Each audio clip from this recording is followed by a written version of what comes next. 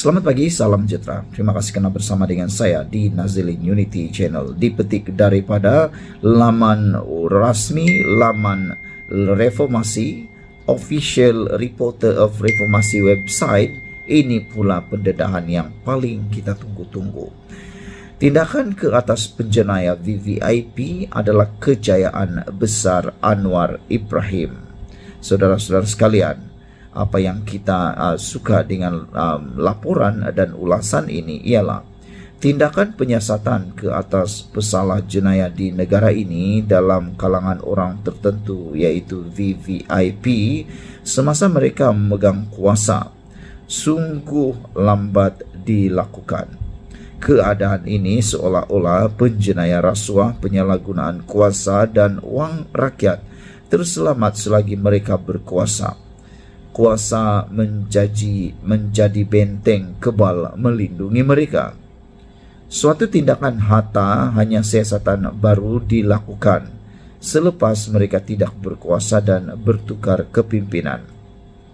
Ambil saja contoh tindakan SPRM ke atas bekas Menteri Kewangan Daim Zainuddin yang dikatakan telah menyalahgunakan kuasa, melakukan rasuah ratusan ribu juta ringgit, dan juga dikira baru bermula apabila bangunan miliknya Menara Ilham setinggi 60 tingkat telah disita oleh SPRM beberapa hari yang lepas. Jika dihitung pada tarikh laporan rasuah dan salah guna yang dilakukan bekas Menteri Keuangan itu didedahkan oleh Anwar Ibrahim tahun 1999.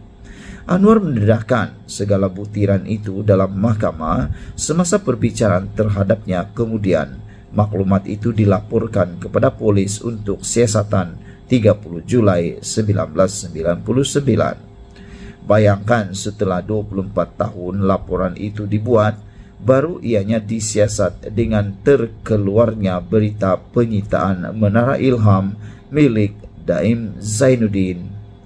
Dalam laporan polis dibuat, Anwar itu telah menyebut tentang pemilikan harta berupa saham bernilai ratusan juta ringgit oleh Daim Zainuddin. Penemuan itu menurut Anwar berdasarkan catatan surat menyurat beberapa individu yang menjadi proksi atau keldai kepada Daim.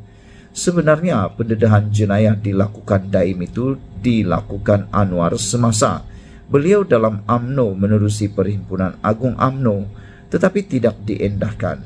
Sebaliknya, dengan pendedahan itu juga menyebabkan beliau tidak disenangi oleh Mahathir dan Daim akhirnya ditendang keluar dari UMNO pada tahun 1998. Bukan Daim, tapi Anwar Ibrahim akhirnya ditendang keluar dari UMNO pada tahun 1998.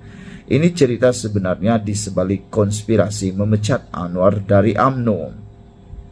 Sikap tidak endah Mahathir ke atas pendedahan Anwar itu disifatkan Anwar, bekas Perdana Menteri itu, bukan setakat menghalang rasuah, sebaliknya menjadi pelindung segala jenayah yang dilakukan Daim.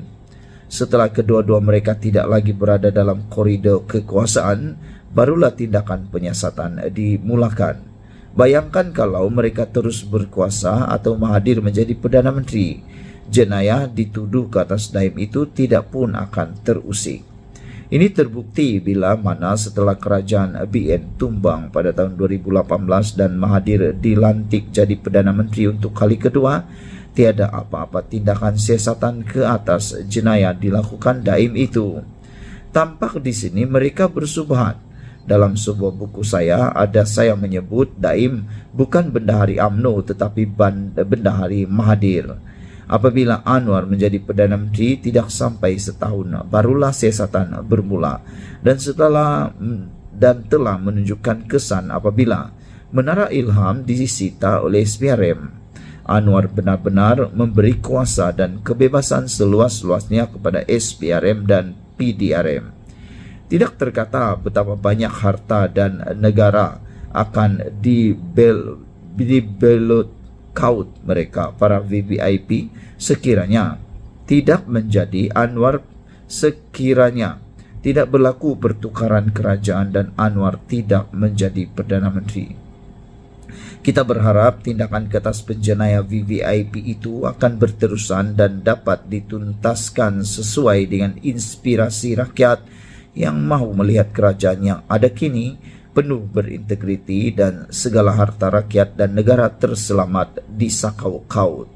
Tempat dan sumbatkan mereka ke dalam penjara. Untuk ini, semua pihak kena angkat topi setinggi-tingginya atas keberanian dan komitmen Anwar yang mahu kebenaran dan keadilan ditegakkan dan bertindak ke atas tegas tanpa mengira sesiapa. Dan satu-satunya kejayaan besar menjadi signifikan Anwar sebagai Perdana Menteri ialah berjaya bertindak ke atas penjenayah VVIP ini. Selamanya jasa ini akan dikenang ingat oleh 30 juta rakyat dan generasi pembaca sejarah seterusnya. Ditulis oleh Trims WK 25 Desember tahun 2023, dipetik daripada laman web rasmi, laman wartawan rasmi, laman Reformasi Official Reporter Reformasi website. Saudara-saudara sekalian, ini adalah catatan akhir tahun. Sekian dulu untuk kali ini. Jangan lupa tinggalkan komen anda, tekan butang subscribe. Malaysia kita punya, kita jaga sama-sama, cintai Malaysiaku. Bye bye. Selamat pagi, salam sejahtera. Terima kasih kerana bersama dengan saya di Nazilin Unity Channel. Tun Mahathir perlu disiasat dahulu. Dipetik dari Sinar Harian. Apa pendapat anda tentang keperluan untuk Tun Mahathir perlu disiasat dahulu? Isu ini makin panas dan makin hangat. Ini apabila ada satu laporan terkini menyatakan bahawa Tun Daim seakan-akan mahu mengambil tindakan undang-undang terhadap Anwar Ibrahim apabila beliau disiasat oleh SPRM. Banyaklah alasan beliau menyatakan untuk beliau menolak dakwaan dan juga mahu mengambil tindakan terhadap Anwar Ibrahim. Sehingga ada netizen yang berseloroh mengatakan, mungkinkah Tun Daim akan menyaman Anwar Ibrahim dengan nilai 1 triliun? Kerana kata mereka, Tun Daim sudah kaya, memang sedia kaya. Jadi dia tak perlu pun duit itu kalau dia menang, kata mereka. Jadi untuk pengajaran besar, kata mereka, adakah Daim akan menyaman Anwar sehingga 1 triliun bagi menutup malu, bagi menutup aib yang sedang menular ini? Namun demikian, apabila seorang lagi pemimpin kanan daripada parti PKR menyatakan bahawa Tun Mahathir perlu disiasat terlebih dahulu, apa pula pendapat anda? Wajarkah Tun Mahathir disiasat terlebih dahulu? Kerana baru-baru ini Tun Mahathir juga telah secara sinis menyatakan semua Tun perlu disiasat oleh SPRM. Jadi oleh sebab itulah netizen kata kalau Mahathir mencadangkan perkara itu, apa kata kalau SPRM memulakannya terhadap Tun sendiri? Hari ini Setiausaha Politik Kanan Perdana Menteri Datuk Seri Samsul Iskandar Muhammad Akin menggesa pihak berkuasa melakukan siasatan terhadap bekas Perdana Menteri Tun Dr. Mahathir Mohamad. Menurutnya, harta yang dimiliki oleh individu berpengaruh yang membawa gelaran Tun perlu menjelaskan punca dan perolehan aset tersebut. Jelasnya, mereka yang mempunyai gelaran kebesaran tidak sepatutnya terlepas daripada disiasat oleh pihak berkuasa. Sekiranya beliau mahu semua Tun disiasat, kita boleh mulakan siasatan ke atas beliau dan anak-anaknya sekali, kata Iskandar. Jadi apa yang mengejutkan kita semua ialah jika ini benar-benar berlaku, kalau benar SPRM memulakan siasatan terhadap Mahathir Mohamad, ramai netizen kata mereka risau dengan kesihatan Tun Mahathir dan ada juga yang melampau tulis habislah Mahathir, kata mereka. Saudara-saudara sekalian, kata beliau lagi, kita juga perlu menyiasat semula kes-kes penyelewengan dana dan kerugian Perwaja Steel, Projek Hidroelektrik Bakun, MISC Berhad, PKFZ, Maminco, serta kes melibatkan anak-anaknya seperti Kencana Petroleum. Suruhanjaya Pencegahan Rasuah Malaysia SPRM perlu memulakan siasatan ke atas golongan yang memiliki gelaran Tun ini, katanya dalam satu hantaran di X pada Rabu. Sinar Harian sebelum ini melaporkan Tun Mahathir bersetuju mereka yang mempunyai darjah kebesaran berpangkat Tun juga perlu disiasat sekiranya tidak dapat menjelaskan secara terperinci bagaimana mereka memperoleh kejayaan. Tegasnya, jika individu itu gagal membuat penerangan, aset individu tersebut perlu disita.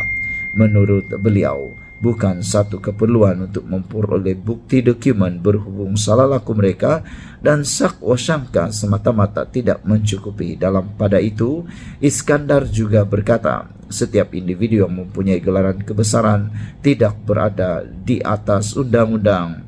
Tiada siapa yang boleh mengatasi undang-undang, kata Iskandar. Tun cakap siang, pandang-pandang. Cakap malam, siang-siang, dengar-dengar. Saya yakin Tun adalah berani disiasat, ujar beliau lagi. Sebelum kita berpisah, apa pula pendapat anda tentang isu kali ini? Adakah anda juga bersetuju dengan gesaan supaya Tun Mahathir perlu disiasat terlebih dahulu? Sekian dulu untuk kali ini. Jangan lupa tinggalkan komen anda, tekan butang subscribe. Kita jumpa lagi. Bye-bye.